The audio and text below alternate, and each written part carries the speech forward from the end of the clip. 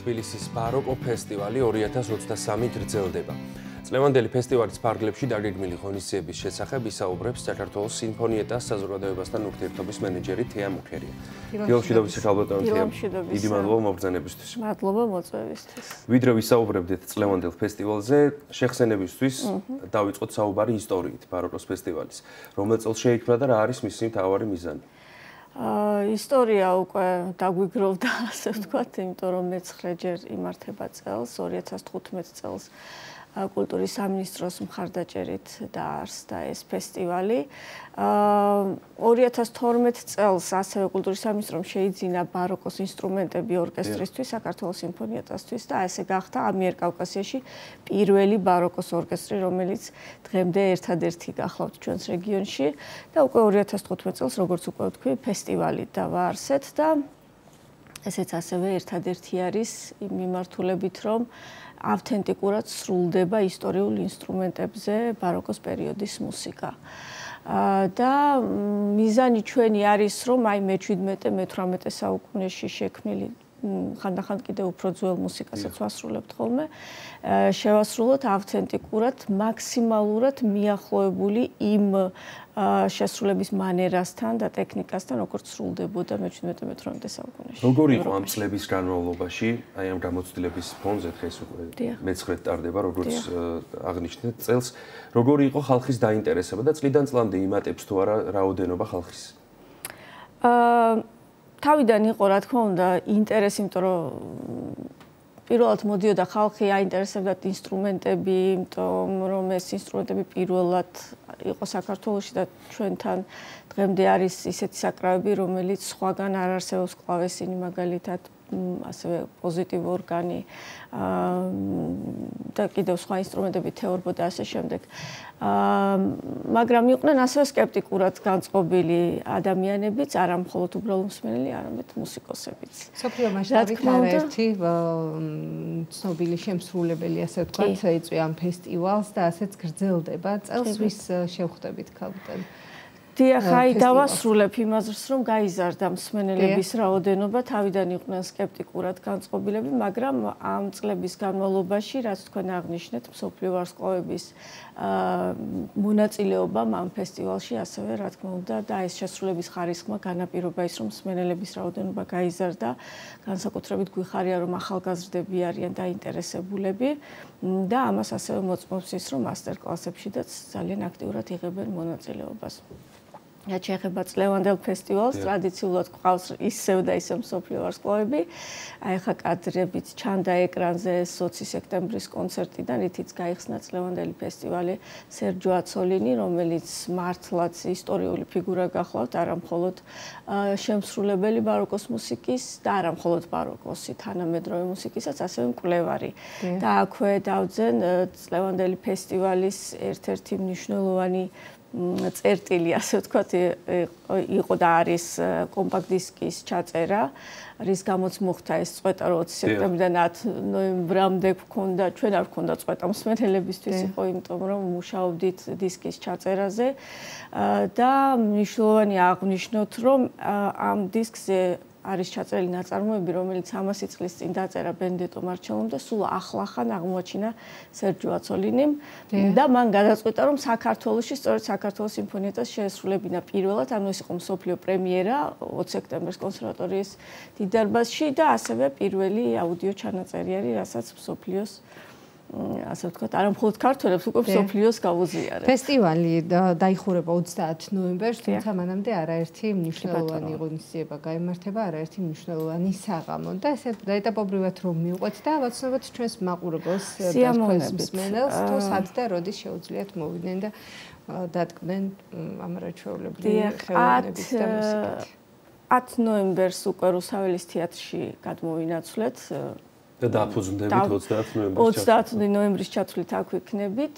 კი ბატონო, 10 ნოემბერს გაგრძელდა ფესტივალი ქართული და ევროპული საეკლესიო მუსიკით, რომელიც უკვე ტრადიციად იქცა და ძალიან შეიყვარა ჩვენმა მსმენელმა. წელსახიობა სტუმრობდა ჩვენს ფესტივალს ევროპელ მუსიკოსებთან ერთად. რაც შეეხება დღევანდელ დღეს გვაქვს კონცერტი 15 ნოემბერს ისევ რუსთაველის თეატრში.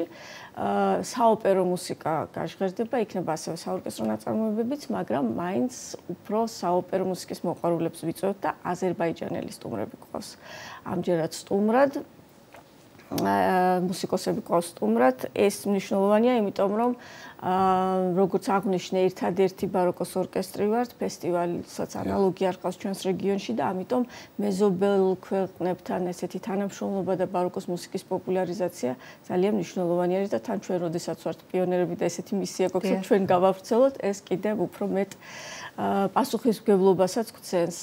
24 ნოემბერს იქნება განსაკუთრებული კონცერტი, იმიტომ რომ სპეციალურად ბავშვებისთვის პირველად წელს ჩავატარებთ კონცერტს, რომელსაც ზურა ბალანჩივაძე გაუძღვება და ყველა მშობელს, ბებიას, ბაბუას მიუმართავ, რომ ეს კონცერტი ბავშვებს არ გამოატოვებინონ, იმიტომ რომ იქნება ძალიან სახალისო, იქნება ასევე მულტიმედიური ხასიათის, ეკრანზე გავა გამოსახულება, იქნება სიურპრიზები, ძალიან კარგი და რაც თავარია, ეზიარებიან მაღალ ხელოვნებას, ისე რომ შეიყვანონ ეს მუსიკა. მნიშვნელოვანია ალბათ, რომ ბავშვების ურთიერთობა ამ უძველეს საკრავებთან. აუცილებლად, ისე როგორც ყველა მუსიკოსისთვის, როგორც სახლს ვერ ააშენებს საძირკველის გარეშე, ისე მუსიკას ვერ ისწავლი ბაროკოს გარეშე, იმიტომ რომ ეს არის მისი საძირკველი. ბევრი პროფესიონალიც გაიზრდება სამომავლოდ იმედია.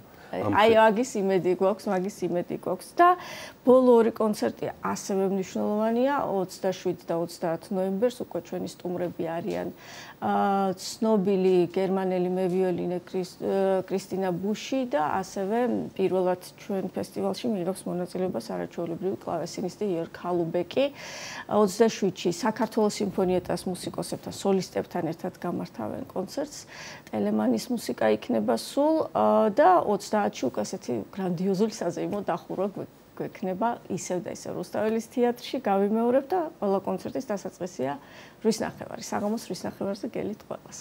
უფრო მეტწილად რომელი ქვეყნები არიან ხოლმე ჩართული ფესტივალში? ძირითადად ყველა, როგორც აღმოსავლეთ, ასევე დასავლეთ ევროპა გვყავს და აი ახლა 20 სექტემბერსაც მაგალითად პოლონეთიდან, იტალიიდან, როგორც ვახსენე გერმანიიდან, პირველ კონცერტშიდაც გერმანელი დირიჟორი კორნელია ფონ კერსენბრუკი იღებდა მონაწილეობას, საფრანგეთიდანაც არაერთხელ გვყოლია, იტალია, გერმანია, ინგლისი, რა ვიცი, მე მგონი ევროპის ყველა ქვეყანა. აი წინა წლებზე საუბრობდით და ისტორია გავიხსენეთ ამ ფესტივალის. რომ გავიხსენოთ ასევე პანდემიის პერიოდი რამდენად ხელის შემშლელი იყო ფესტივალისთვის. როგორც ყველასთვის, ასევე ჩვენთვისაც იყო, რა თქმა უნდა, განსაკუთრებით მუსიკისთვის წარმოიდგინეთ, ახლა სცენაზე როგორ გახვალ პანდემიის დროს ყველაფერი ჩაკეტილია, მაგრამ ჩვენ არ გავჩერებულ ვართ, ასე ვთქვათ, არ ჩავარდნილა ფესტივალის არც ერთი წელი.